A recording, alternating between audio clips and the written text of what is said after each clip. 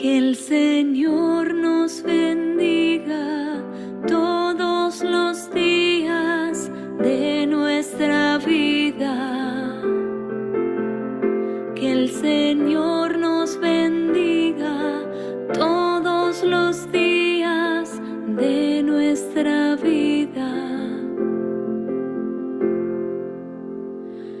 Feliz el que teme al Señor y sigue sus caminos. Comerás del fruto de tu trabajo, serás feliz y todo te irá bien. Que el Señor nos bendiga todos los días de nuestra vida. Tu esposa será como una vid fecunda en el seno de tu hogar, tus hijos como retoños de olivo alrededor de tu mesa. Que el Señor nos bendiga todos los días de nuestra vida. Así será bendecido el hombre que teme al Señor. Que el Señor te bendiga desde Sión todos los días de tu vida, que contemples la paz de Jerusalén. Que el Señor nos bendiga todos los días de nuestra vida. Y veas a los hijos de tus hijos, paz a Israel. Que el Señor nos bendiga todos los días de nuestra vida. Que el Señor nos bendiga todos los días de nuestra vida.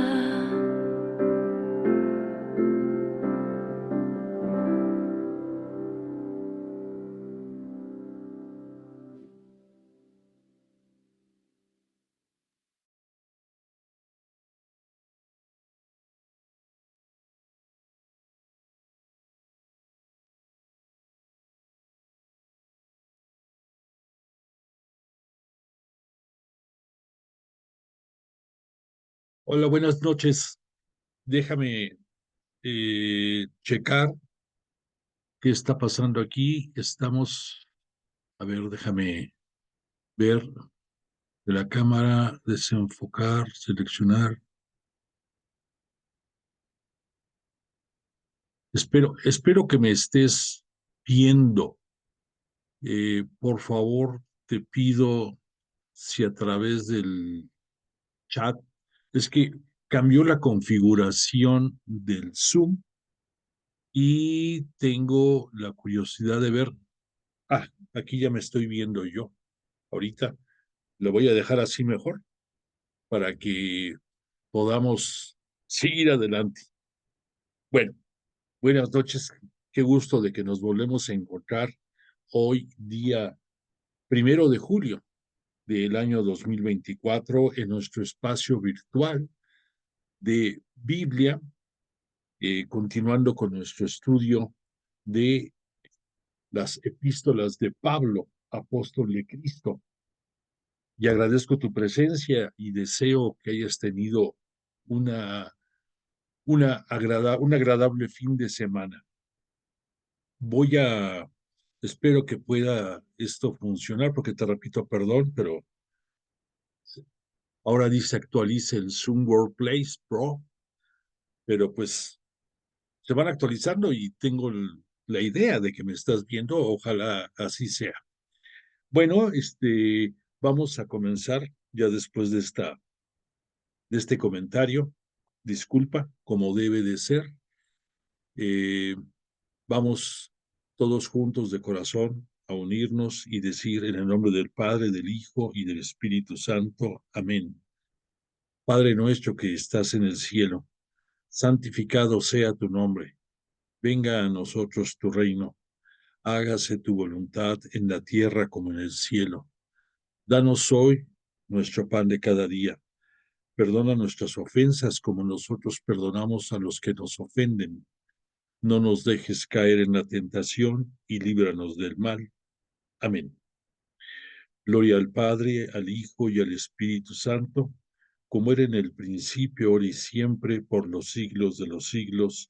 Amén. Y vamos a pedir la presencia del Espíritu Santo entre nosotros, como todas las noches, y decimos, oh Espíritu Santo, don de Dios y fuerza de lo alto, fuente de agua brotante de vida eterna. Permíteme un segundito. De vida eterna, sí. Discúlpame, estoy tratando de corregir esto. Bueno, perdón. Vuelvo a empezar, discúlpame. Oh Espíritu Santo, don de Dios y fuerza de lo alto, fuente de agua brotante de vida eterna, desciende y mora en nuestros corazones. Haznos verdaderos adoradores del Padre. Condúcenos a la plenitud de la verdad y transfórmanos para llevar tu palabra hasta los confines de la tierra. Amén. Bueno, aquí esto, bueno, espero, la cámara yo me estoy viendo, pero espero que tú estés viendo las diapositivas. Sí, Confío buenas en que así noches. sea. Sí, se están viendo. Ah, perfecto. Bueno, sí, muchas gracias. Entonces, ok, entonces, gracias por el comentario, muy amables. Bueno, continúo entonces. Eh, Le pedimos, como todas nuestras reuniones, a Jesús de Nazaret y al Espíritu Santo nos tengan la misericordia de acompañarnos esta noche y estar entre nosotros para darnos a conocer con más precisión la palabra de Dios, que en los tiempos de la plenitud conocimos a través de la palabra de Jesús de Nazaret.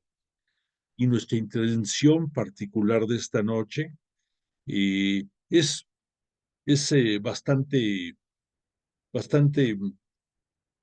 importante. El sábado pasado, todo mundo, si nos dimos cuenta, espero que sí, y si no, pues date cuenta ahorita, se celebró la festividad de San Pedro y San Pablo en toda la Iglesia Cristiana Católica. Además de que en otras comuniones cristianas también se celebra, al decir otras comuniones, me refiero a la Iglesia Anglicana, a la Ortodoxa y a otras más. Eh, e incluso si alguien tuvo oportunidad de ver la celebración litúrgica de ese día, se darán cuenta que acompañando al Papa Francisco había el patriarca de la Iglesia Ortodoxa, en fin, muchas celebridades y dirigentes de las diferentes iglesias cristianas. Y no es para menos, realmente en la vida y obra de Pedro, se sostiene la iglesia de acuerdo a la decisión de Jesús que le dijo, tú eres Pedro y en esta piedra edificaré mi iglesia. Para bendición nuestra, la Santísima Virgen María, la siempre Virginal María, Madre de Jesús y Madre nuestra, es la fiel custodia de la iglesia, por eso te puse ahorita aquí la imagen de Santa María de los Apóstoles, el vitral de fondo en que está puesto la Virgen María y los 12 apóstoles. Obviamente que en esa imagen no tenemos contemplado ahí a Pablo, porque no es de los 12 apóstoles originales, pero con justicia, pudiéramos decir, él sería el 13º apóstol y que su misión de llevar la palabra de Dios, de llevar la buena nueva de Jesús a todas las comunidades de gentiles y a todo el mundo, la cumplió a cabalidad. Y igual que Jesús, tanto Pedro como Pablo pagaron con su vida no solamente sus acciones, sino que entregaron también su sangre, igual que Jesús lo hizo en el Calvario, y que se cumplió ahí lo que Jesús en sus discursos de despedida, poco antes de sus discursos, cuando comparte el pan y comparte el cáliz con todos sus apóstoles, y les dice que la sangre, ese, que la uva de la copa es la sangre que será derramada por él y por muchos. Ahí estaba incluyendo, por supuesto, a Pedro y a Pablo y a muchísimos más que han venido en el transcurso del tiempo. Y gracias a todos ellos, nosotros podemos afianzar nuestra fe y afianzar nuestra aprendizaje y nuestras vivencias a todo lo que ellos nos enseñaron.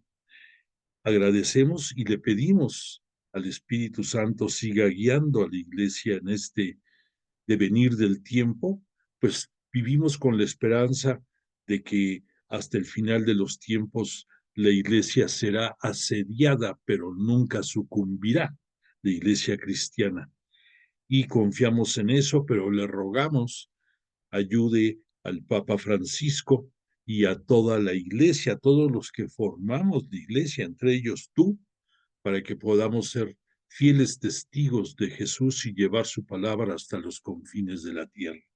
Bueno, pues dicho lo anterior, te comento que el salmo con el que abrimos esta noche nuestra sesión es un bello canto inspirado en el Salmo 128 de la clasificación hebrea, corresponde al Salmo 127 de la clasificación griega, y este salmo tiene un subtítulo de bendición del justo. Este forma parte, junto con los otros salmos que hemos estado escuchando, de los 14 salmos con los cuales la comunidad judía subía hacia el monte Sión, lo que después sería la Jerusalén, la ciudad de Jerusalén, a las fiestas, y que este himno, porque son unos himnos preciosos, este salmo, nos habla del justo. Recordemos que la palabra justo quiere decir el bueno, el que cumple, el que lleva a efecto la palabra de Dios. Y este salmo está inspirado en muchos salmos más, en algunos versos también del libro de los Proverbios y del libro del Génesis, concretamente en su capítulo número 50. Ahí en este capítulo nos habla de la despedida de José de este mundo. Viene narrado después de la despedida física de su padre Jacob y ante todos sus hermanos, y después nos habla de la propia despedida de José, el que fue vendido, que llegó a ser alto dignatario, alto funcionario dentro de Egipto, y que gracias a él pudieron sobrevivir en muchos momentos su familia y todos los que integraban el futuro pueblo de Israel, y que el nombre de Israel fue precisamente por su padre, Jacob, que en un momento determinado Jesús, Jesús en la persona, bueno, no Jesús, aquí sería, perdóname, no Jesús, Dios Padre, Yahvé Dios para los judíos, le dio el nombre de Israel, y de ahí deriva el nombre del pueblo elegido de Dios. Nosotros formamos parte del nuevo pueblo de Israel, ya que agrupa a todos los integrantes del género humano diseminados por el mundo, sin importar credo, religión, nacionalidad, condición social, étnica, etcétera, etcétera. Bueno, pues entonces de ahí deriva este salmo, esta bendición, y es hermosa porque el fondo lo que nos habla es de la bendición que tuvo en ese momento José de poder ver no solamente a sus hijos, sino hasta nietos y algunos bisnietos, y que eso pues es dentro de las familias y en aquellos tiempos dentro de las familias judías la bendición más grande que podía tener una persona, el tener descendencia.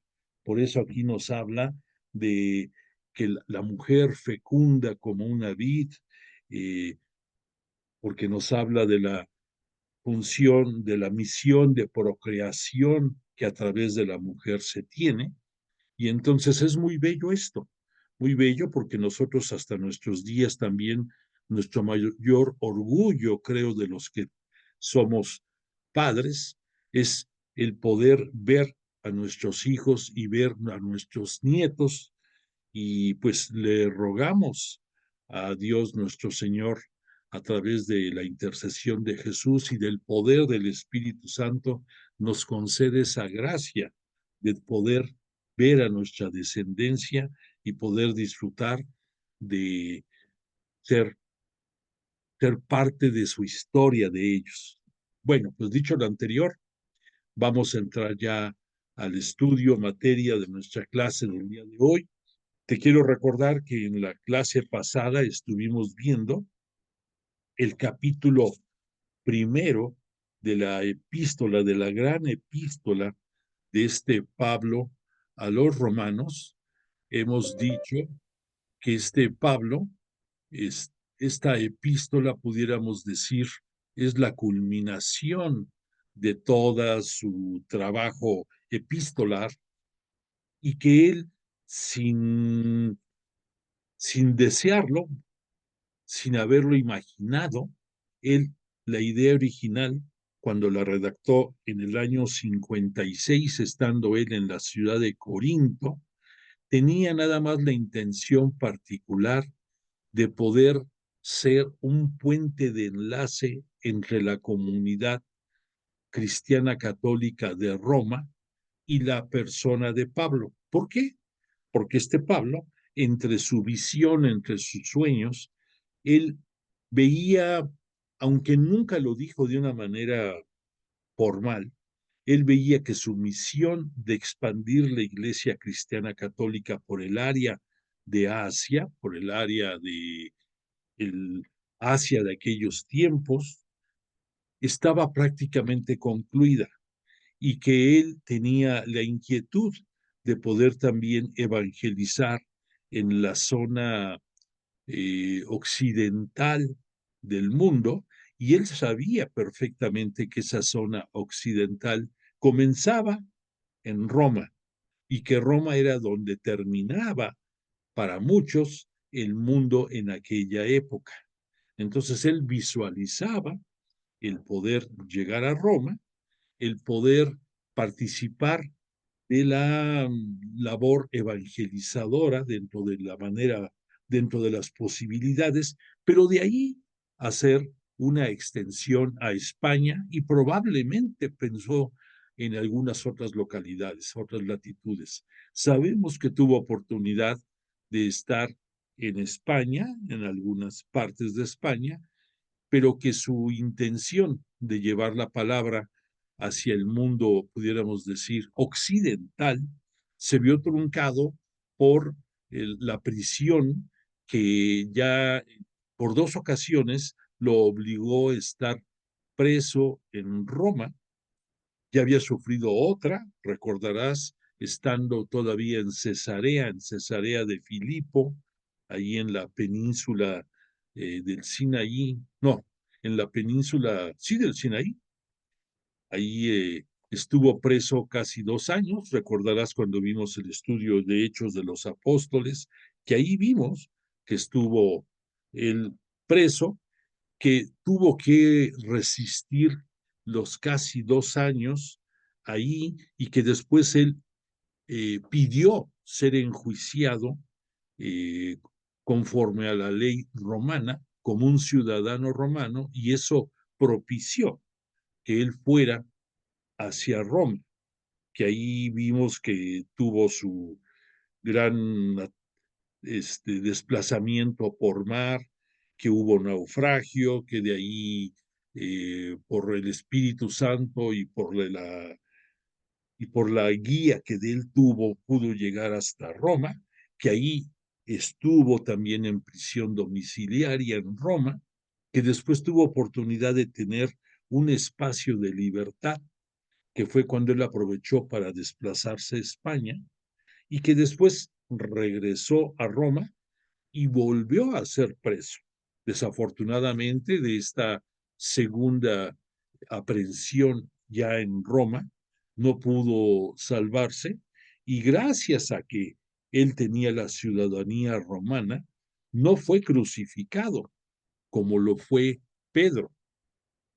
Él, por tener esta ciudadanía, tuvo la oportunidad de morir decapitado, y que esa muerte solamente estaba reservado para los que tenían eh, ciudadanía romana.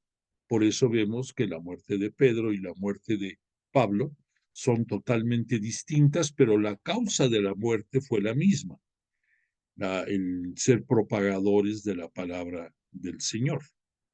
Bueno, te voy a hacer un comentario que vale la pena que lo citemos. Ya dijimos que Pablo no fue el que formó las comunidades cristianas católicas en Roma, que allí en el año 42 más o menos estuvo Pedro, y se presume que desde antes personas que habían sido pertenecientes a comunidades judías y algunos gentiles que también habían ingresado, que habían conocido la palabra de Jesús, la palabra de Dios. Ellos fueron los que formaron estas comunidades. Que Pedro estuvo allí, claro, reforzando el trabajo. Pero si te das cuenta, hay un detalle importante. En el año 51, cuando Pablo subió a Jerusalén para reunirse con Pedro, con Juan y con Santiago, los tres grandes personajes que Jesús estuvo formando durante su ministerio público en momentos importantes, y que en ellos dejó la responsabilidad de ir vigilando el crecimiento de la iglesia en las diferentes latitudes que se iban dando. Si tú te das cuenta, piensa, Pedro estuvo en Roma, y de repente aquí lo vemos en Jerusalén. La razón es muy sencilla. Cuando llegó al poder romano el emperador Claudio, él expulsó a los judíos de Roma, y por esa razón Pedro tuvo que dejar Roma, porque él era judío por censado judío, y entonces tuvo que dejar Roma, al igual que muchos judíos más. Y por eso en algunos momentos vimos que en la zona de Asia, en algunas comunidades que nos cita Pablo, que estuvo él ahí llevando la palabra, hubo gente que llegó de Italia, que llegó de Roma a esas comunidades, a esas latitudes, pues eran también judíos que en esa diáspora obligada por Claudio tuvieron que dejar Roma. Y por eso Pedro se ausentó por algunos años de la labor que estaba haciendo en Roma. Por eso pudo reunirse con Pablo en el año 51, y fue cuando determinaron que no era obligatorio el que fueran circuncidados los paganos y los gentiles que estaban ingresando a la comunidad cristiana católica, como los judíos, que obvio que estaban circuncidados y que dejando el judaísmo estaban entrando a la nueva comunidad cristiana católica. Entonces ahí recordarás que se volvió un tema de discusión muy fuerte, porque muchos judíos, sobre todo pudiéramos decir los más ortodoxos, pensaban que para ser cristiano católico era condición primero entrar al judaísmo y después ingresar al cristianismo católico.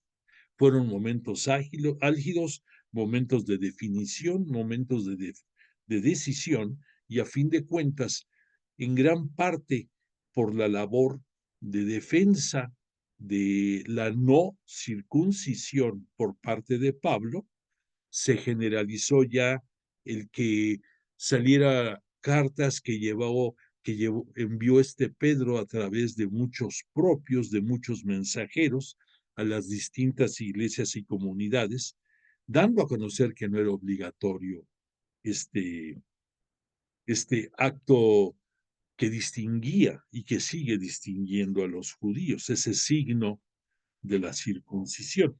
Bueno, pues dicho todo esto, te lo comento porque también después Pedro regresó, igual que Pablo, al territorio romano, y ambos, más o menos por el mismo tiempo, tuvieron que pagar con su vida. Ya para aquel momento ya no estaba Claudio como emperador, pero de todos modos murieron. Bueno, pues dicho todo esto, te comento que de esta epístola a los romanos vimos en la clase pasada el saludo, la súplica y la acción de gracias que perdóname, que Pablo, yo estoy con los cables cruzados, Pablo, el apóstol de Cristo, mencionó ahí a los destinatarios, a los romanos, y que después estuvimos viendo la justificación, uno de los puntos medulares de esta epístola, que estás tú viendo aquí en la parte inferior de la lámina, en la cual Pablo nos presentaba que, no se, que él, que era el propagador del evangelio, que era y es la fuerza de Dios para la salvación de todo el que cree, del judío en primer lugar. Recuerdas que volvimos a señalar que respetuoso Pablo se dirigió primero a los judíos y ya después a los gentiles, paganos y de cualquier otra índole. Pero aquí Pablo justifica, de acuerdo a la Escritura, que el justo vivirá por la fe. Esto es muy importante, es un punto muy, muy trascendente por dos cosas. En primer lugar, porque Pablo va en esta epístola a esmerarse mucho, sobre todo en los primeros capítulos, para que quede claro que de acuerdo a la Escritura, todavía no estaban los evangelios. Recordemos cuando Pablo hizo esta epístola. Pero va de la mano. Después ya los evangelios van a soportarse mucho en las epístolas de Pablo y van a hacer eco de lo que aquí Pablo dice, que de acuerdo a la Escritura, el justo vivirá por la fe. Y el día de hoy, esta noche, entraremos a entender un poco más acerca de este tema. Vimos, nada más para recordarte, que después Pablo estuvo abordando a que todos los hombres, sin excepción, estamos bajo la ira de Dios. Recordemos que la definición de la palabra ira de Dios lo debemos de entender como la justicia de Dios, no que Dios sea un ser iracundo y eso traiga una imagen distorsionada de su misericordia, de su poder, de su fuerza creadora, de su amor, sino que así se le llama, así como se dice que se debía de vivir bajo el temor de Dios, también que la palabra temor no significaba que tuvieras miedo de Dios, sino que temieras el no vivir de acuerdo a las disposiciones que él enviaba, que él sustentó en aquellos tiempos en la ley de los judíos. Igual aquí, pues entendemos que el término ira no es un calificativo que nos hable de una condición de conducta de Dios. Simple y sencillamente es una forma de expresar la justicia de Dios. Bueno, pues eso lo estuvimos viendo en la clase pasada y ahora vamos a entrar a ver un poquito más al detalle ya en lo que es el capítulo 2, los últimos renglones de esta lámina, y te voy a ir leyendo y explicando un poquito acerca de lo que puso el apóstol Pablo en estos capítulos. Estoy en el capítulo 2 y dice, por eso, tú que juzgas quien quiera que seas, no tienes excusa, pues al juzgar a otros, te condenas a ti mismo. Aquí Pablo nos hace alusión del grave peligro que se tiene cuando entre hombres se juzga, porque obviamente Pablo dice, Dios está sobre todos los hombres y él va a ser quien a través de la persona de Jesús, de Cristo Jesús, en el día de la parucía, él va a juzgar a todos, pero es una persona humana con la divinidad celeste y la divinidad terrestre que nos va a juzgar a nosotros. Pero si nosotros nos ponemos a juzgar a terceras personas, estamos corriendo el grave riesgo de que ahora sí que con la misma vara que tú mides serás medido. Y entonces, si tú te sientes con la capacidad de juzgar a otros, pues no te extrañe que alguien que está por arriba de todos nosotros, Jesús, te juzgue con la misma vara a ti. Bueno, dice, pero sabemos que Dios juzga conforme a la verdad a los que hacen semejantes cosas. Y si tú que juzgas a los que cometen tales cosas, haces lo mismo que ellos, ¿piensas que vas a escapar al juicio de Dios? Sin reconocer que esa bondad de Dios te impulsa a la conversión. Aquí nos está tocando otro punto importantísimo. Aquí ya nos habla conversión. Obviamente, recordemos que la conversión era el dejar la vida pasada y el abrazar la buena nueva de Jesús. Por eso recordarás que existieron o existen en el transcurso de la historia cristiana católica tres momentos relacionados con el bautismo. Uno, que consistía en la época de los judíos, bajo los rituales judíos, una purificación, concretamente que entraban al agua, etcétera, etcétera, salían renovados, pero era una purificación, que después vino el gran San Juan Bautista, el último profeta antes de Jesús, porque Jesús también fue profeta. Bueno, pero este Juan Bautista fue el que le dio la variante a ese ritual de purificación y lo convirtió en un ritual de conversión, en el cual el individuo también, después de reconocer sus faltas, sus pecados, también entraba al agua y salía convertido a una nueva vida, eh, libre de pecado y ofreciendo pues llevar una mejor vida. Y que después ya vino el bautismo cristiano católico, que es bajo el nombre, bajo, bajo el Padre, el Hijo y el Espíritu Santo, que es al mismo tiempo de que es un nuevo ritual que antes no existía, se convierte en el bautismo que nos identifica como hijos de Dios, como hermanos menores de Jesús y coherederos de todas las bendiciones y gracias del Padre. Entonces, debemos de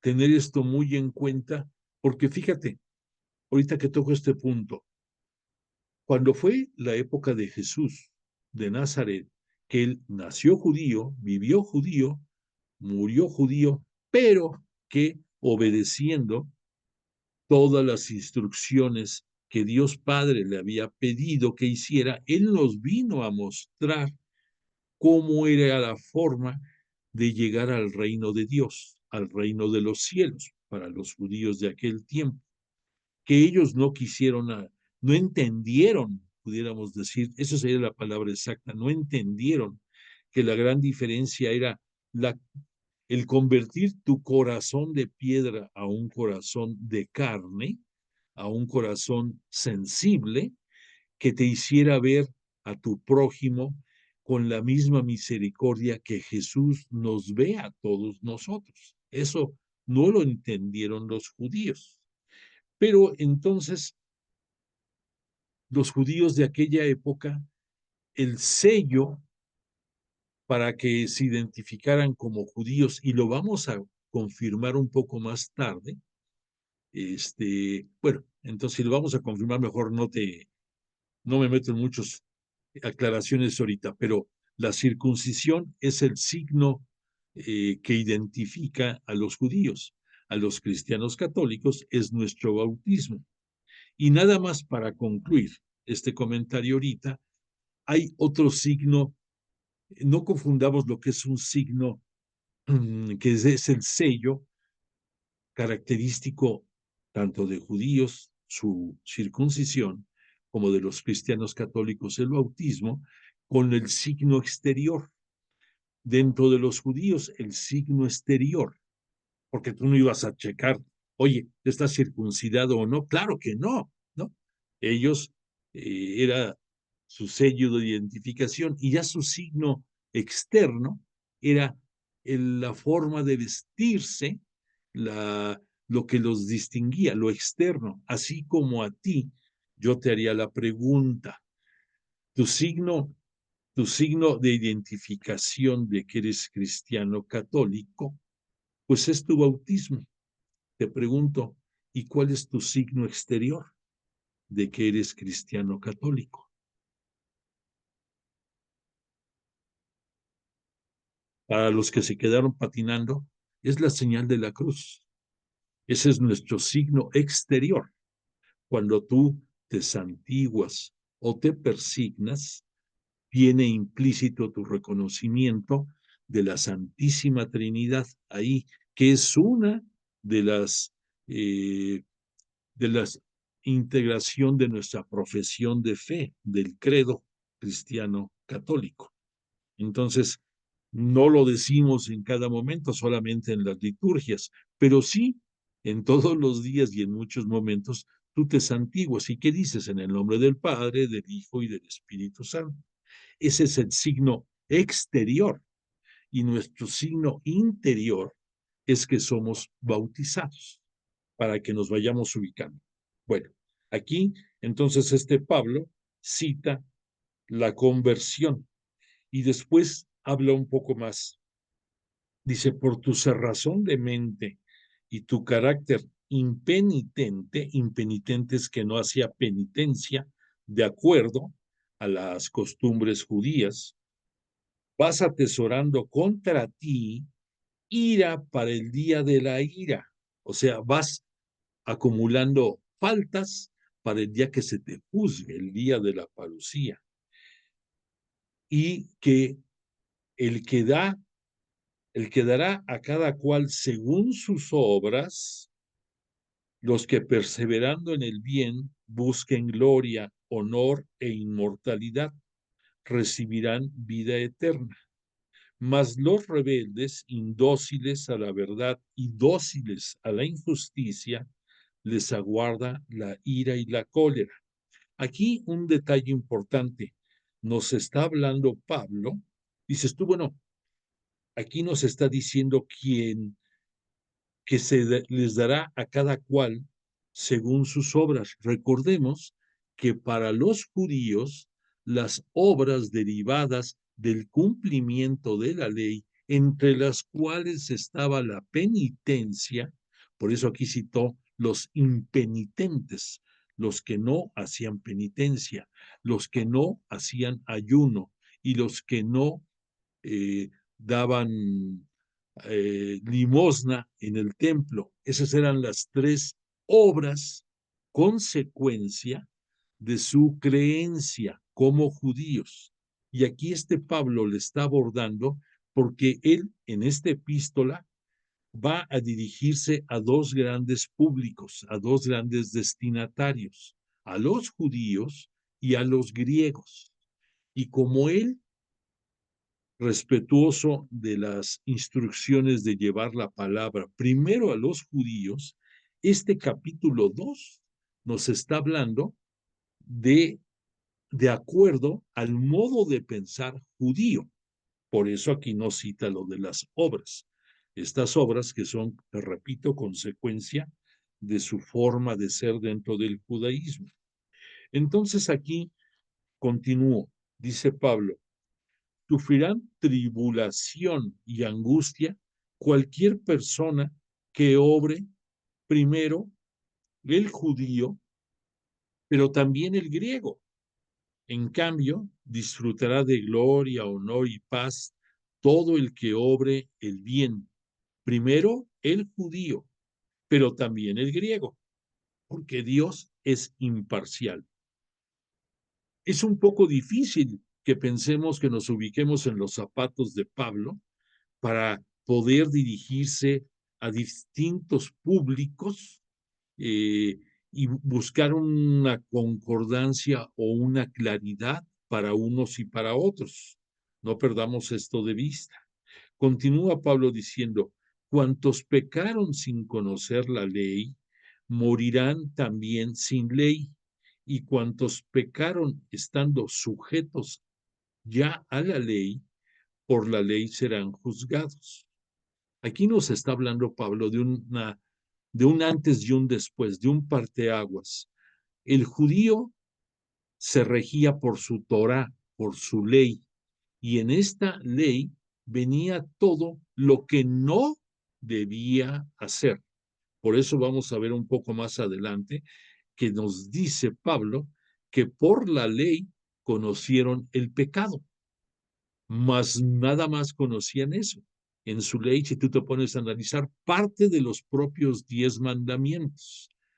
Los primeros, ok, alabarás a Dios sobre todas las cosas, solo a Él le darás culto, pero un poco más adelante, refiriéndose a honrarás a tu padre y a tu madre, pero fuera de eso todos los demás son no esto, no matarás, no robarás, no esto, puras limitantes. Y por esa razón vamos a entender mejor por qué el auditorio al que le está dirigiendo esta primera parte de la epístola, Pablo cita la ley, porque se está dirigiendo a judíos. Y entonces dice, el que por la ley viva, por la ley será juzgado.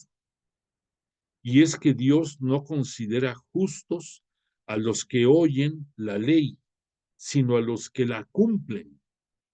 Estos serán justificados. Aquí otro punto muy importante, o sea, para un judío, por cumplir la ley va a ser justificado. Para un cristiano católico o para un cristiano, ya no digas cristiano católico, nuestra justificación es diferente y ahorita la vamos a entender mejor, pero vamos poco a poco. Dice Pablo, cuando los gentiles, recordemos que gentil es alguien no judío, aunque no tienen ley, cumplen naturalmente las prescripciones de la ley, para sí mismos son ley. Entendámoslo. ¿Has pensado en alguien que no es judío? Entonces no está sujeto a la Torá, no está sujeto a su ley.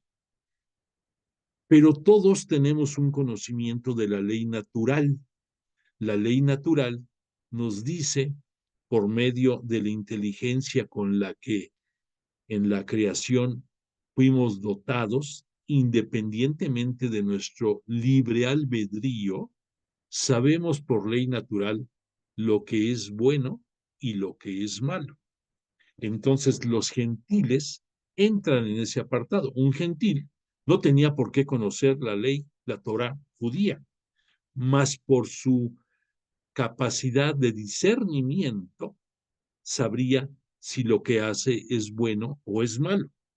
Pero entonces aquí tenemos dos raseros con los cuales hay que medir a dos distintos grupos, al que es judío y al que no es judío.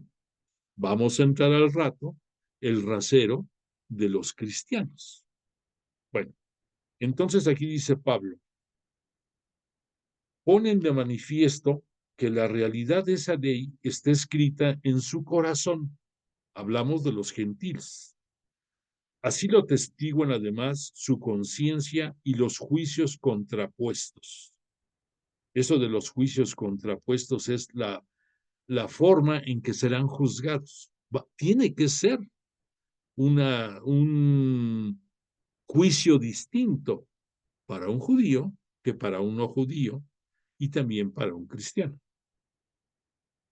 que emiten condenación o alabanza. Para el día en que Dios juzgue las acciones secretas de los hombres, según mi evangelio, por Cristo Jesús. Aquí ya mete Pablo el concepto para que lo vayan conociendo, que en la parucía quien juzgará por decisión divina es Cristo Jesús. Después dice aquí Pablo, el nombre de Dios por vuestra causa es blasfemado entre los gentiles, porque no lo conocen, pero esto lo puso aquí Pablo, viene de una profecía de Ezequiel, para que le entendí, que los judíos sí la comprendían bien, para que les fuera cayendo el 20. Y dice Pablo, ciertamente la circuncisión es útil si cumplen la ley, o sea, si cumplen como judíos. Pero si eres un transgresor de la ley, tu circuncisión se vuelve incircuncisión, entendamos. O sea, si tú transgredes las leyes de acuerdo a las disposiciones de la Torá judía, pues vale gorro que estés circuncidado. Es como si no lo estuvieras. Estás faltando a las leyes de la Torá.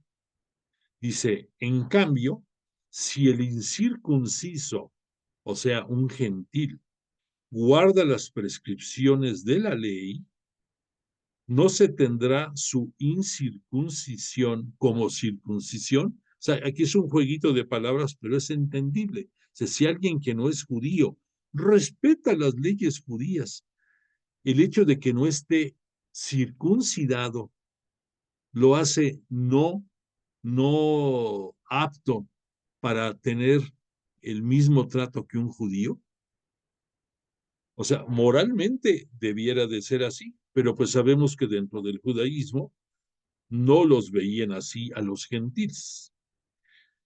De este modo, si un hombre que no está físicamente circuncidado cumple la ley, te juzgará a ti que a pesar de contar con la letra de la ley y estar circuncidado, eres transgresor de la ley, pues ser judío no depende de la apariencia exterior, ni es circuncisión la externa, la de la carne, la del cuerpo.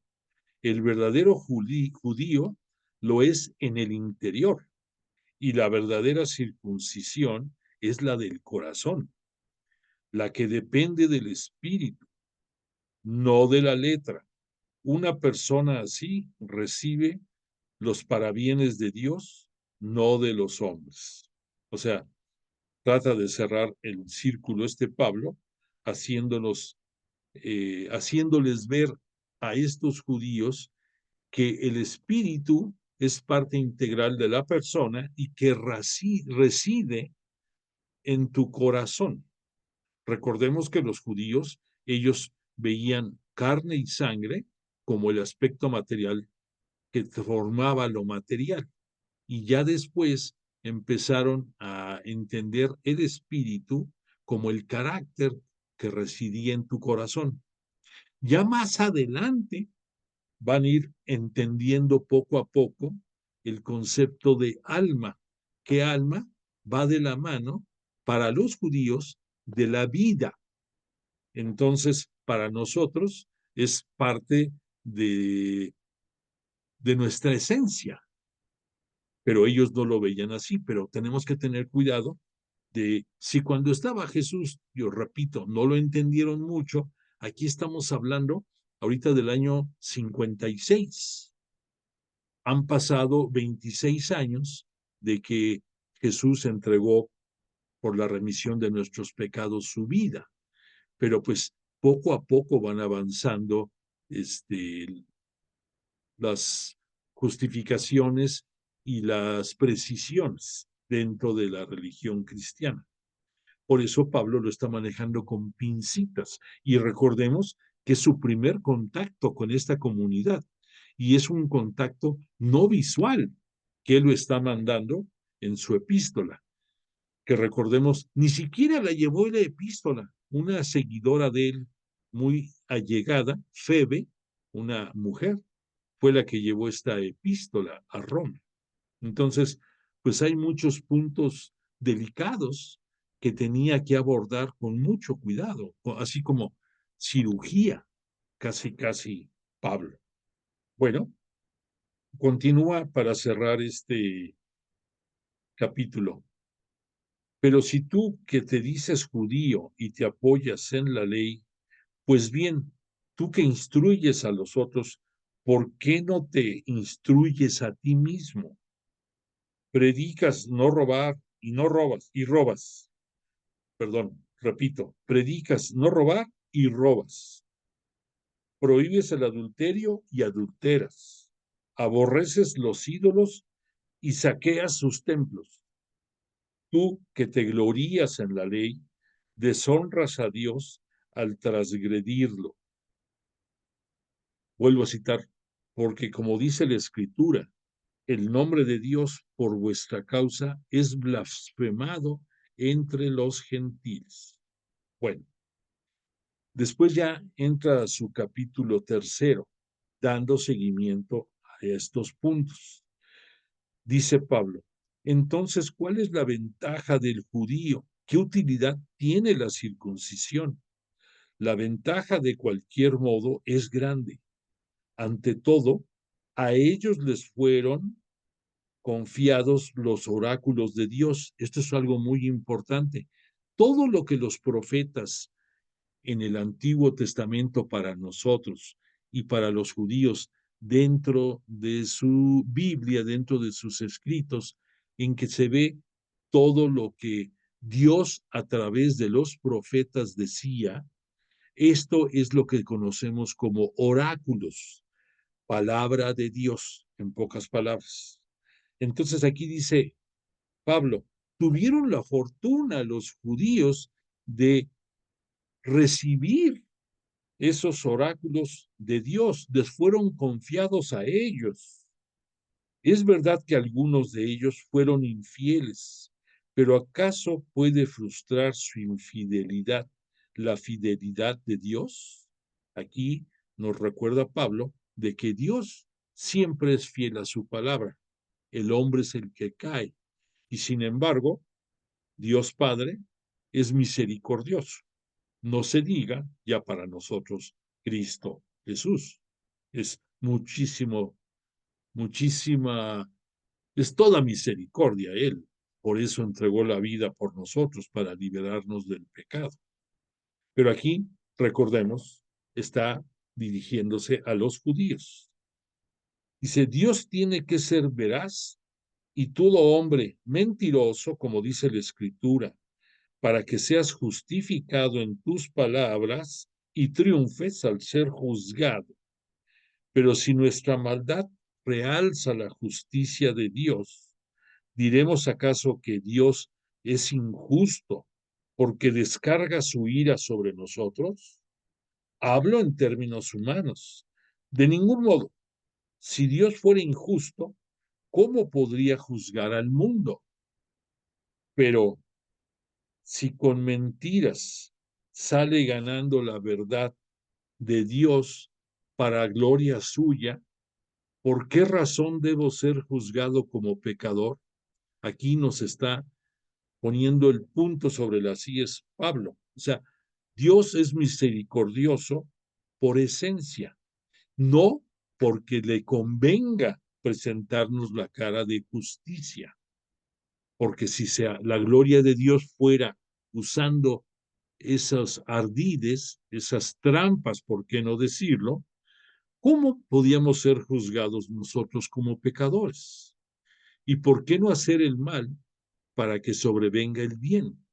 Como algunos calumniosamente nos acusan para decirnos, esos tales tienen merecida su condenación. Continúa Pablo diciendo, entonces, ¿llevamos alguna ventaja? ¿Se refiere a los judíos? No del todo, pues ya hemos podido ver que tanto judíos como griegos están a merced del pecado, como dice la Escritura. No hay quien sea justo, ni siquiera uno. Esto que te voy a leer ahorita, perdón, para que te ubiques, son palabras que están asentadas en muchos salmos, que esos salmos, pues es como una segunda escritura para los judíos y también para nosotros, los cristianos católicos. Los salmos es como un otro evangelio, pero los judíos no aceptan que haya un Nuevo Testamento, no aceptan que haya una buena nueva de Jesús. Y entonces aquí Pablo le cita sabiduría, conceptos que en los salmos que ellos sí conocen porque fueron escritos apoyados en oráculos de Dios a través de los profetas y a través de muchos personajes dentro de su religión, ellos lo comprenden. Y te los voy a leer porque son interesantes. Dice, no hay quien sea justo, ni siquiera uno. No hay uno solo que sea sensato. No hay quien busque a Dios. Todos se desviaron, a una se corrompieron, y no hay quien obre el bien. No hay siquiera uno. Su garganta es como sepulcro abierto. Con su lengua urden engaños. Ocultan bajo sus labios veneno de áspides, de víboras. Su boca rebosa maldición y amargura. Siempre están dispuestos a derramar sangre. Su conducta provoca ruina y miseria. No conocen el camino de la paz. No piensan en el temor de Dios. Y cierra Pablo diciéndoles, ahora bien, sabemos que cuanto dice la ley, lo dice para los que están sometidos a la ley, lo que decimos. La ley es para los judíos, la Torah es para los judíos, para que toda boca enmudezca y el mundo entero se reconozca reo ante Dios, ya que nadie será justificado ante él, ante Dios, porque haya cumplido la ley. Pues la ley solo proporciona el conocimiento del pecado. Lo que decíamos, en la ley, en los 613 preceptos que constituyen la Torá judía, la ley judía, de esos 613 preceptos, 365 son restrictivos, pero el resto tampoco les dice cómo llegar al reino de los cielos. Recuerda que ellos no decían al reino de Dios, al reino de los cielos. Por lo tanto, el conocer la ley, lo único que les permitía a ellos era conocer que había faltas, que había lo que nosotros ubicamos como pecado, mas no en la forma de conducta o la actuación para resarcir el pecado cometido y poder ser justificados no solamente con obras, para poder aspirar a llegar al reino de Dios. Ellos pensaban que cumpliendo sus obras de ayunos, eh, ¿cómo se llama? De penitencias y de donaciones económicas al templo, pensaban que esas obras los justificaría, pero sabemos nosotros que no es así. Después entra este Pablo a otro apartado dentro del mismo capítulo, que nos habla la revelación de la justicia de Dios, y va de la mano de lo que hemos escuchado ahorita. Pero pon atención, dice, pero ahora, independientemente de la ley, se ha manifestado la justicia de Dios, de la que hablaron la ley y los profetas. Se trata de la justicia que Dios, mediante la fe en Jesucristo, aquí ya introduce abiertamente el término, la fe en Jesucristo otorga a todos los que creen, pues no hay diferencia, todos pecaron y están privados de la gloria de Dios. Estos son justificados por Él, por Jesús el Cristo, gratuitamente, en virtud de la redención, en virtud de que por su muerte en cruz nos redimió del pecado. Esto realizado en Cristo Jesús, Dios exhibió a Jesús como instrumento de propiciación. ¿Qué significa propiciación? La propiciación era la forma en que conocían los judíos cuando en el día del Yom Kippur, el día de la expiación, en su templo, el sumo sacerdote entraba al Santo de los Santos por única vez en el año y ahí, después de pedir perdón por sus propios pecados, pedía perdón por los de la comunidad, por los del pueblo. Y en el área en que se sacrificaba y se inmolaba al cordero, a la res, por los pecados, por la expiación, es el nombre correcto, por la expiación de los pecados, después eran rociados con parte de la sangre del animal sacrificado, y eso era lo que significaba la propiciación, lo que tú pudieras identificar como cuando en tu parroquia el sacerdote aspersa y te derrama agua bendita, algo así, pero aquí se hacía con sangre, porque era de la víctima inmolada. Entonces aquí Pablo por eso cita, Dios exhibió a Jesús como instrumento de propiciación, como víctima por el perdón de los pecados.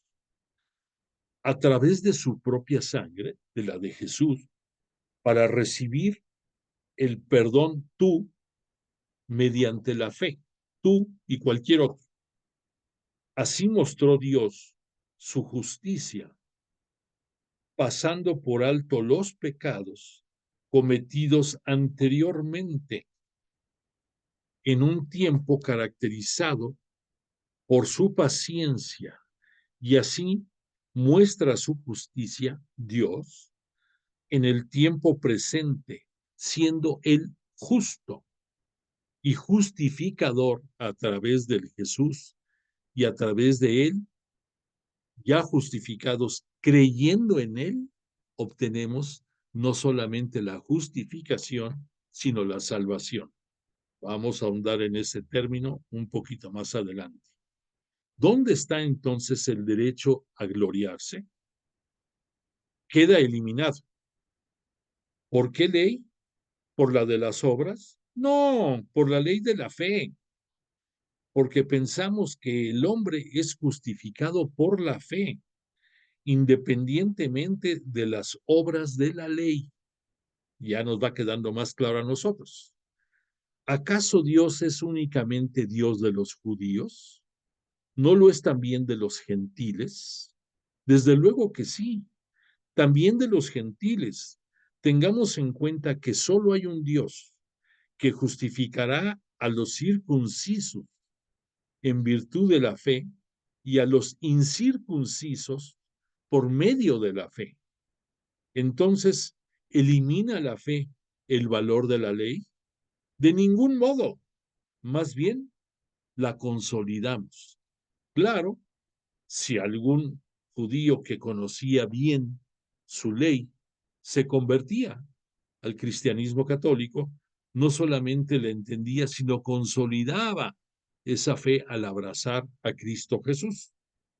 Ahora viene algo muy interesante en el capítulo 4, porque este Pablo va a reforzar estos criterios que ha manifestado mediante un argumento bíblico, un argumento basado en las escrituras sagradas, tanto para los judíos como para nosotros, como para muchos otros creyentes más, como por ejemplo anglicanos ortodoxos, en parte seguidores de del Islam, en parte algunas doctrinas protestantes.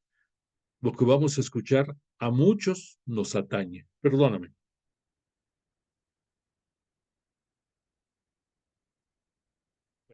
Entonces aquí el argumento bíblico que Pablo nos va a manejar es en el capítulo 4 hablar de Abraham, justificado por su fe. Pon atención, muy interesante. Dice, ¿qué diremos pues de Abraham, nuestro padre según la carne? O sea, según la carne de acuerdo a los judíos. Si Abraham obtuvo la justicia por las obras, tiene de qué gloriarse, mas no delante de Dios. En efecto, la Escritura dice, creyó Abraham en Dios y le fue reputado como justicia. Al que trabaja, no se le cuente el salario como favor, sino como deuda. En cambio, al que sin trabajar cree en aquel que justifica al impío, su fe se le reputa como justicia. Así también David proclama bienaventurado al hombre a quien Dios imputa la justicia independientemente de las obras. Y cita aquí otro salmo, bienaventurados aquellos cuyas maldades fueron perdonadas y cubiertos sus pecados. Dichoso el hombre a quien el Señor no imputa el pecado. Aquí nos está hablando de la redención que Cristo Jesús gratuitamente, ofrendando su vida, nos dio a todos nosotros, incluyéndonos a ti, a mí y a todos los oyentes y a todo el resto del mundo. No solamente a judíos, no solamente a gentiles, no solamente a paganos, no solamente a ateos, a toda la humanidad.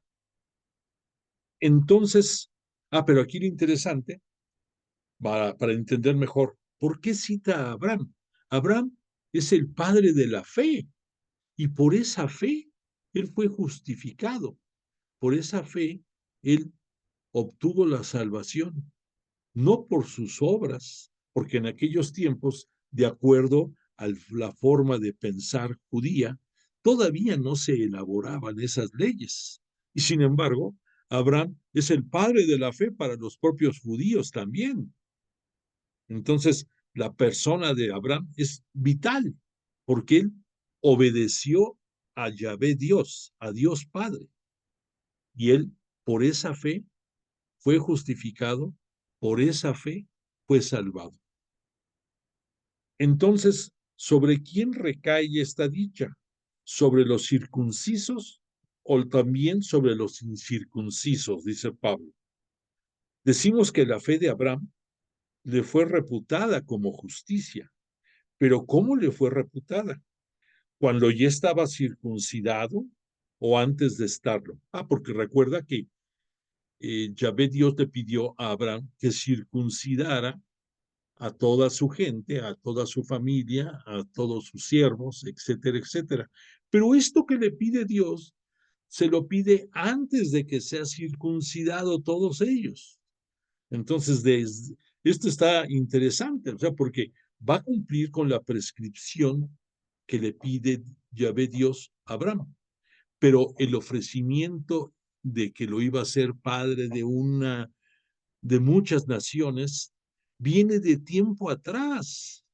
No, no fue la oferta de parte de Dios, fue, tú lo puedes ver en las escrituras, fue tiempo atrás y luego se lo volvió a recordar. Dios no falla, los que fallamos somos los hombres. Por 3 veces le tuvo que decir que lo iba a ser gran padre de una multitud de naciones, y hasta la tercera ocasión es cuando le pide que sean circuncidados los de su familia y la gente allegada a él, y lo cumple, y se circuncida él mismo. Pero las instrucciones recibidas de parte de Dios que él obedeció por fe fueron antes de que se efectuara la circuncisión. Entonces dice Pablo, ¿cuando ya estaba circuncidado Abraham o antes de estarlo? No, no, no, perdón, no cuando estaba circuncidado, sino antes, lo que estábamos hablando, pues recibió la señal de la circuncisión como sello de la justicia que viene consecuencia de la fe y que poseía estando todavía sin circuncidar. Así se convertía en padre de todos los que creen sin estar circuncidados, a fin de que la justicia les fuera igualmente imputada. Pero también es padre de los circuncidados, que no se contentan con la circuncisión, sino que siguen además las huellas de la fe del pueblo judío y de muchos pueblos que también no tienen circuncisión y sin embargo, por fe, son justificados y son salvados por la, por la entrega de la vida de Cristo Jesús, por la remisión del pecado, y que por su gloriosa resurrección, por voluntad de Dios Padre y por el poder enorme del Espíritu Santo, nos va a abrir la oportunidad de la vida eterna. Esa vida eterna no es exclusiva para los cristianos católicos, es para toda la humanidad. En efecto, si Abraham y su posteridad recibieron la promesa de ser herederos del mundo, no fue por la ley, sino por la justicia que viene de la fe. Porque si ser herederos dependiese de la ley, la fe carecería de objeto. Claro, si Cristo no hubiera muerto y resucitado, qué fregados. Tendríamos que decir que somos justificados por la ley, ni los judíos. Tendría que ser en ellos por sus obras, en nosotros por amor a Dios y por amor a nuestro prójimo. Porque si ser herederos dependiese de la ley, la fe carecería de objeto y la promesa quedaría abolida, la promesa de Dios. Además, la ley provoca la ira divina, la justicia. Por el contrario, donde no hay ley, no hay transgresión. O sea, es entendible, dices, conocemos el pecado, pero muchos de esos pecados que dentro del judaísmo era porque las prescripciones de su ley las citaba, si no estuviera puesto en su ley, no sería pecado. Pero como sí estaba puesto, pues se convierte en pecado. La promesa tenía que depender de la fe y así quedar asegurada para toda la posteridad, no solo para los judíos y su ley, sino también para todos los de la fe de Abraham, los que creímos en Dios, Padre de todos nosotros. Dice de él la Escritura, te he constituido padre de muchas naciones, se lo dice Abraham. Es decir, lo hizo Padre nuestro, el Dios en quien creyó Abraham, el Dios que da la vida a los muertos y llama a la existencia a las cosas que no existen, las que no vemos. Abraham esperó contra toda esperanza, creyó, y eso le valió para ser padre de muchas naciones, según le había sido dicho.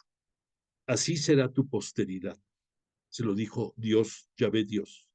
Su fe no vaciló al pensar que su cuerpo carecía ya de vigor, que estaba grande, tenía casi 100 años, y que el seno de Sara, su esposa, era igualmente estéril y también anciana. Por el contrario, ante la promesa divina, no tuvo duda Abraham, fortalecido en su fe, alabó a Dios, totalmente convencido de que Él, Dios, es poderoso para cumplir lo que promete. Por eso le fue reputado como justicia su salvación.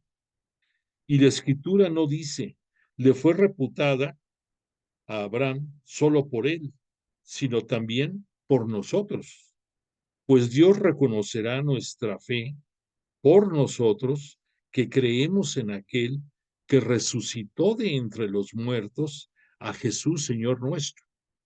Dios Padre, que resucita a Jesús después de sus 3 días de estar sepultado por la fuerza del Espíritu Santo, y gracias a eso Él es glorificado como Mesías, Señor y Cristo, y nosotros, gracias a esta acción, somos coherederos de la oportunidad de llegar al reino de los cielos, al reino de Dios, y tener ahí vida eterna. Entonces dice, repito, pues Dios reconocerá nuestra fe por nosotros, que creemos en aquel que resucitó de entre los muertos a Jesús, Señor nuestro, quien fue entregado por nuestros pecados, pero resucitado para nuestra justificación.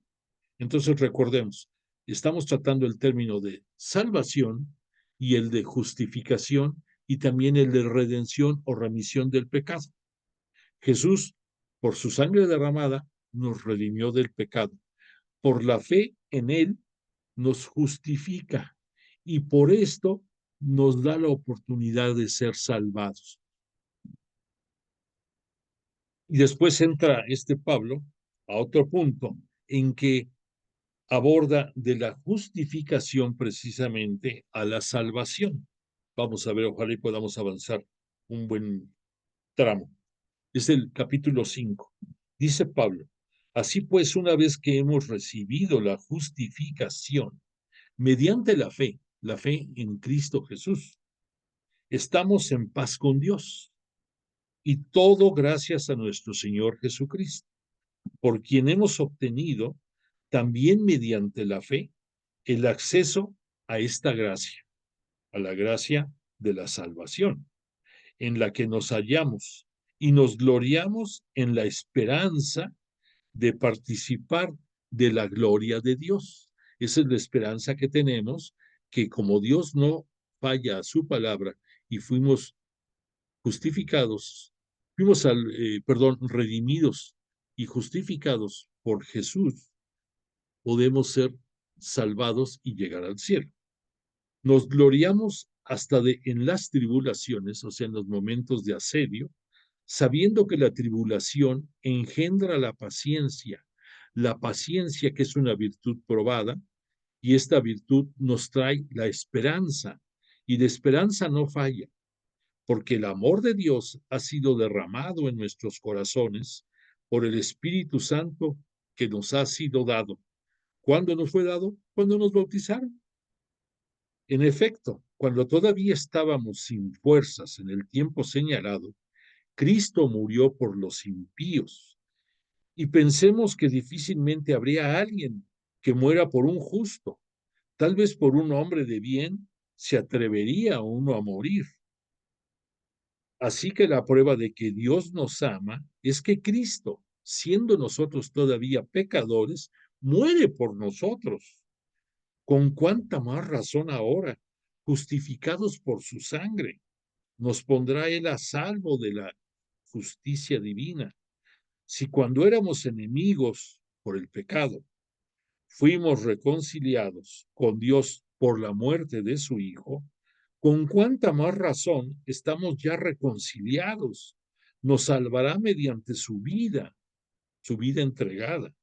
Y no solo eso, pues también nos gloriamos en Dios mediante nuestro Señor Jesucristo, por quienes hemos obtenido ahora la reconciliación. Aquí nos habla Pablo, nos mete este término de la reconciliación, que llega a su culmen ya con nosotros en la actualización de la remisión, de la redención de nuestros pecados, cuando por el sacramento de la reconciliación volvemos a obtener la gracia del perdón de nuestros pecados que cometemos en nuestra vida diaria, y que por la gracia de Dios, a través del Espíritu Santo, nos perdona de nuevo los pecados. Perdón. Y después dice, entra a otro punto, perdóname, Pablo, importante, dice, Adán, sí, el primer hombre, y Jesucristo. Dice, por un hombre entró el pecado en el mundo, se refiere a Adán, y por el pecado nos vino la muerte. Así la muerte alcanzó a todos los hombres, puesto que todos pecamos, todos pecaron. ¿Por qué? Porque a través de Adán todos nacimos pecadores.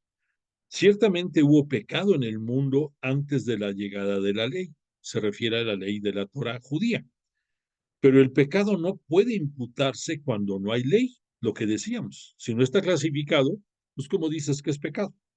Con todo, desde Adán hasta Moisés reinó la muerte aún sobre aquellos que no cometieron el pecado semejante al de Adán. Recordemos, Adán les había dicho Yahvé Dios, no comáis del fruto del árbol de la ciencia del bien y del mal. No hubo necesidad de que hubiera ley, no hubo necesidad de Torá, no hubo necesidad de tablas de la ley, pero él sabe que transgredió ese mandato por la, por la sabiduría natural, supo que hizo algo incorrecto, Adán, y lo reconoció ante Dios. Bueno, y nos dice, el pecado de Adán es figura del que había de venir, se refiere a Cristo Jesús. Pero con el don no sucede como con el delito. Si por el delito de uno murieron todos, con cuánta más razón se ha desbordado sobre todos la gracia de Dios y el don otorgado por la gracia de un hombre, Jesucristo. Además, no sucede con el don de Dios como con las consecuencias del pecado de uno solo. Se refiere a Adán. Porque el juicio partiendo de un pecado llevó a la condenación, la muerte. Mas la obra de la gracia de Jesús, partiendo de muchos delitos, se resuelve en justificación para nosotros. En efecto, si por el delito de un hombre reinó la muerte, con cuánta más razón los que reciben en abundancia la gracia y el don de la justicia reinarán en la vida por uno, por Jesucristo. Así pues, como el delito de uno, se refiere a Adán, atrajo sobre todos los hombres la condenación, así la obra de justicia de uno procura a todos la justificación que da la vida. Nos habla de Jesús. En efecto, así como todos por la desobediencia de un hombre, todos fueron constituidos pecadores, así también por la obediencia de Cristo Jesús a su Padre al cumplir su voluntad. Por la obediencia de uno, todos serán constituidos justos, todos, toda la humanidad. Y hace Pablo una proposición temática. La ley, en definitiva, intervino para que abundara el delito, pero donde abundó el pecado, sobreabundó la gracia, Jesús.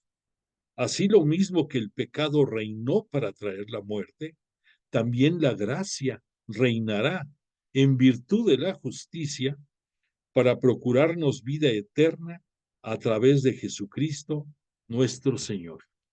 Bueno, pues agradecemos a Jesús de Nazaret y al Espíritu Santo, su compañía entre nosotros. Gracias de que nos dan luz para entender esta maravilla de la gracia que a través de Cristo Jesús recibimos y seguimos recibiendo, y que gracias a la fe en Él, además de que nos redimió del pecado por la fe, somos justificados, y gracias a eso y a su gloriosa resurrección somos salvados y podemos tener vida eterna. Agradezco también a ti tu presencia. Espero que tengamos oportunidad el próximo lunes de volvernos a ver en este espacio. Deseo que tengas una agradable semana, tú y toda tu familia, que disfrutes de la vida, que disfrutes de la paz de Dios en tu corazón, en tu actuar y en tus actividades, y que tengas una hermosa noche. Gracias de tu presencia. Te pongo la canción de cierre. Que descanses.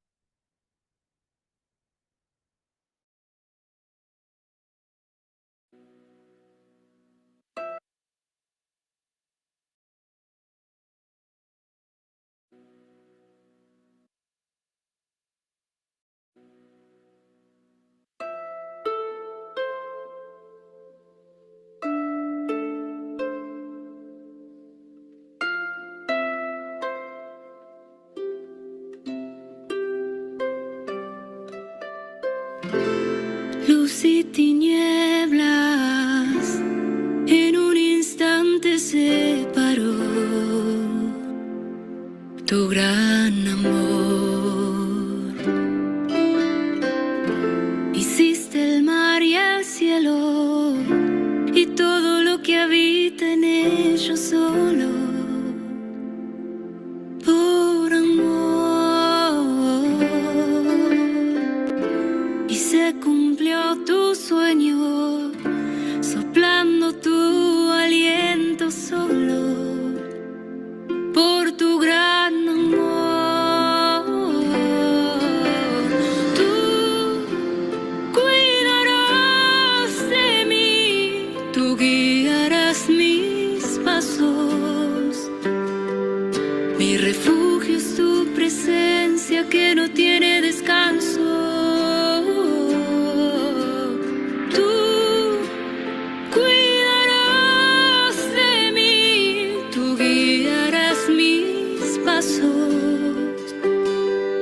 Mi refugio es tu presencia que no tiene descanso.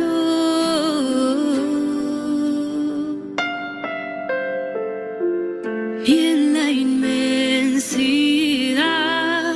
de tu creación elegiste mi pequeñez, Señor. Contigo quiero estar por la eternidad, a la sombra de tu majestad,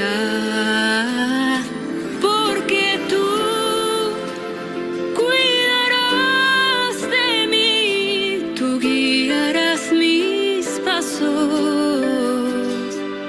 Mi refugio es tu presencia que no tiene descanso.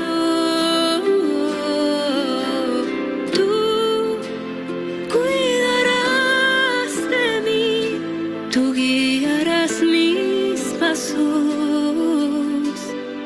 Mi refugio es tu presencia que no tiene descanso.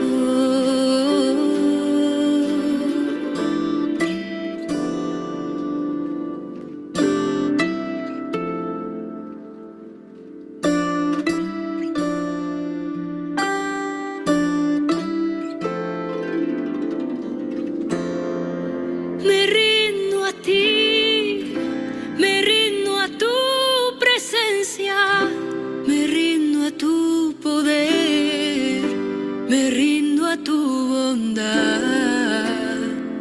Me rindo a ti, me rindo a tu presencia, me rindo a tu poder, me rindo a tu bondad, porque tú cuidarás de mí, tú guiarás mis pasos. Mi refugio es tu presencia que no tiene descanso.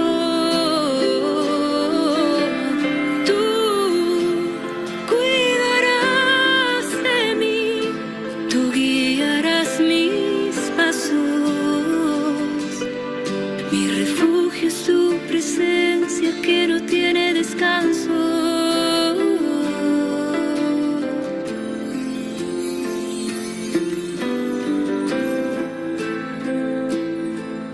Mi refugio es tu presencia que no tiene descanso.